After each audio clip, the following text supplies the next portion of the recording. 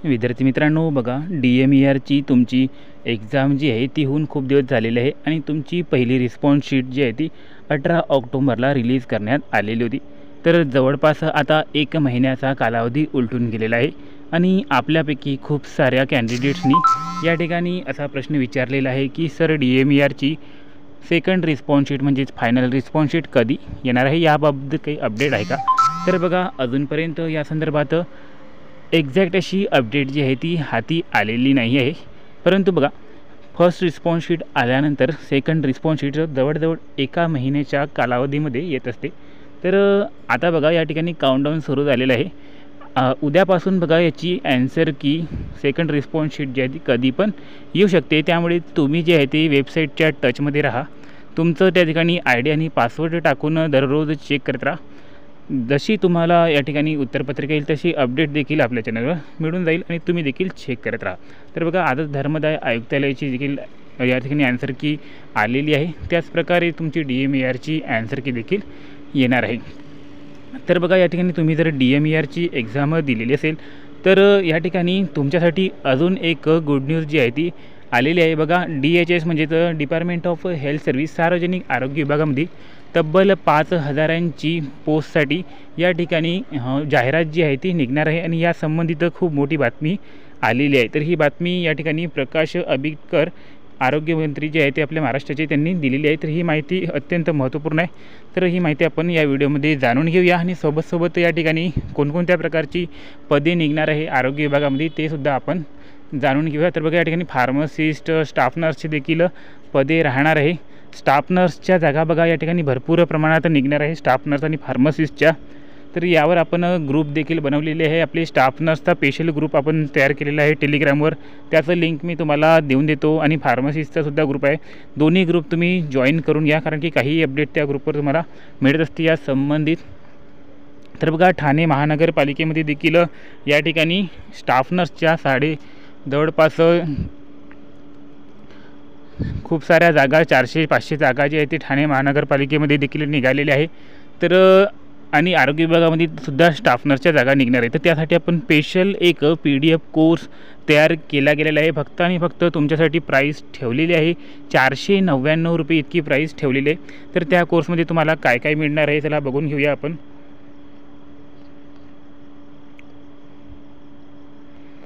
तर या ठिकाणी तुम्ही बघू शकता मित्रांनो, ठाणे महानगरपालिकेचा जो स्टाफ नर्सचा पेपर राहणार आहे त्यामध्ये जवळजवळ बघा जो सिलेबस आहे त्या ठिकाणी तुम्हाला 80 मार्क जे आहे ते तांत्रिक घटकावर विचारले जाणार आहे। 80 प्रश्न तांत्रिक घटकावर विचारले जाणार आहे। त्यामुळे तांत्रिक सिलेबस करणे तुमच्यासाठी खूपच या ठिकाणी महत्त्वपूर्ण झालेलं आहे। तर बघा, तांत्रिक सिलेबस स्टाफ नर्सचा काय असतो या ठिकाणी तुम्ही बघून घ्या। हा संपूर्ण सिलेबस जो आहे तो तांत्रिक घटकाचा, यावर तुम्हाला जवळपास 12,000 MCQs जे आहे ते आपण प्रोव्हाइड करणार आहोत, तब्बल 12,000 MCQ। आणि त्याच्या बाहेर एक पण क्वेश्चन तुम्हाला येणार नाही आहे। लगभग तुमचे 80 पैकी या ठिकाणी 78 मार्क्स जे आहे ते फिक्स होणार आहे आपल्या PDF कोर्समधून। आणि सोबत तुम्हाला GKचे देखील PDF मी प्रोव्हाइड करणार आहे, ज्यामध्ये इतिहास, भूगोल, राज्यशास्त्र, त्यानंतर समाजशास्त्र, सर्व काही टॉपिक्स त्यामध्ये कव्हर होणार आहे। आणि हा PDF कोर्स तुम्हाला फक्त आणि फक्त 499 इतक्या कमी पैशात, कमी रकमेमध्ये मिळणार आहे। तर लवकरात लवकर तुम्ही तो घेऊन घ्या। या ठिकाणी तुम्हाला दाखवून देतो की PDFमध्ये काय काय कसा तुम्हाला राहणार आहे। तर या ठिकाणी तुम्ही बघू शकता, आपण एकदम सिलेबस वाईज तयार केलेला आहे। बघा, अप्लाइड मायक्रोबायोलॉजीचा या ठिकाणी PDF कसा तयार झालेला आहे। या ठिकाणी एकदम सिंपल फॉर्मॅटमध्ये तुम्हाला मी PDF तयार करून दिलेला आहे, जेणेकरून तुम्हाला वाचायला एकदम या ठिकाणी इझी गेले पाहिजे। तर बघा, स्टाफ नर्स, मिडवाईफ, परिचारिका, GNM सिलेबसनुसार या ठिकाणी आपण हा PDF तयार केला गेलेला आहे।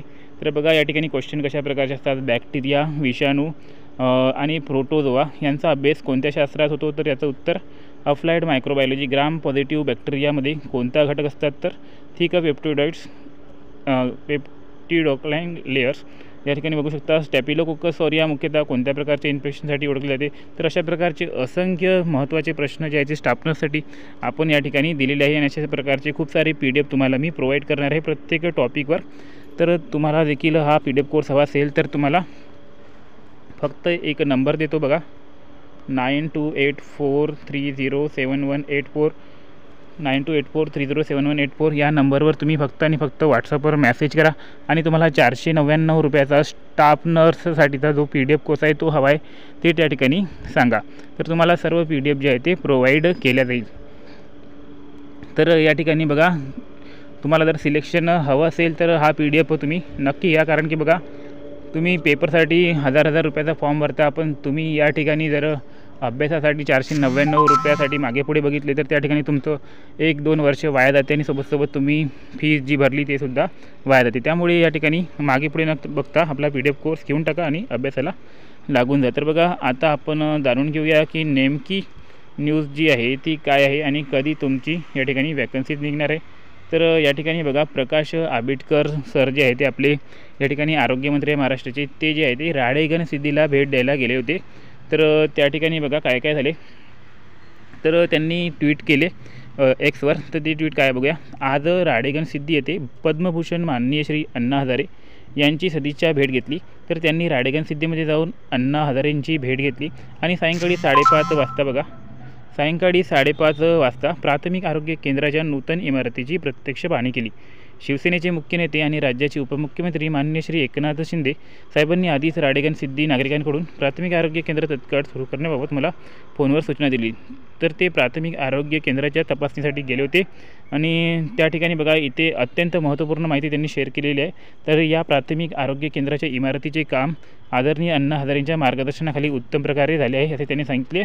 महाराष्ट्रातील एकूण पद मान्यता 5000 पदांची असल्याने तर बघा आरोग्य विभागामध्ये एकूण 5000 पदांसाठी मान्यता दिल्या गेली आहे असे त्यांनी या ठिकाणी जाहीरपणे सांगितले आहे। त्याला अर्थ विभागाची मान्यता लागते बघा, त्याला अर्थ विभागाची मान्यता भेटली तर ते पद रिलीज होते।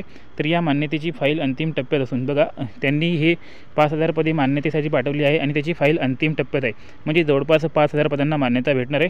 तर या मान्यतेची फाईल अंतिम टप्प्यात असून मान्यता मिळताच प्राथमिक आरोग्य केंद्रासाठी आवश्यक कर्मचारी व वर्ग उपलब्ध होऊन याबाबत ग्रामस्थांना आश्वासन दिले जाईल। तर बघा लवकरच जी आहे ती भरती निघणार आहे। तर आरोग्य विभागात बघा गट क चे पद असतात आणि गट ड चे देखील पद असतात। या ठिकाणी 40 ते 50 प्रकारचे विविध पदांसाठी जे आहे ती भरती केल्या जाते। सोबत यामध्ये तुम्हाला फार्मसिस्टचे देखील औषध निर्मात्याचे सुद्धा पद दिसण्यात येईल आणि स्टाफ नर्सच्या सुद्धा भरपूर जागा दिसण्यात येईल। त्यामुळे बघा DMARची एक्झाम दिली तर तुमचा तो अभ्यास वाया जाणार नाही आणि सोबत आपण PDF कोर्स देखील प्रोव्हाइड केला गेला आहे।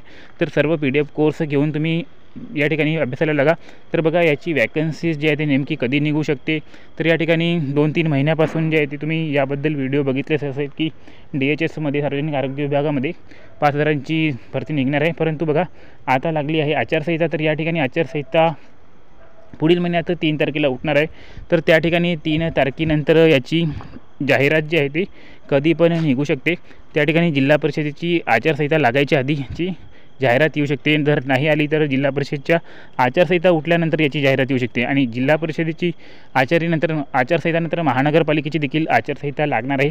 तर बघा सर्व आचारसंहिता लागल्यानंतर उठल्यानंतर याची जाहिरात येऊ शकते, म्हणजे तब्बल बघा या ठिकाणी डिसेंबर ते फरवरी या दरम्यान याची जाहिरात जी आहे ती 100% येणार आहे आणि वेळ खूप कमी असल्यामुळे तुम्ही या ठिकाणी अभ्यासाला लागून जा। PDF कोर्स हवा असले तर आपल्या नंबरवर त्या ठिकाणी कॉन्टॅक्ट करून मेसेज करा। व्हिडिओ आवडला असेल तर व्हिडिओला देखील लाईक करा आणि चॅनलला सबस्क्राईब करायला विसरू नका। धन्यवाद।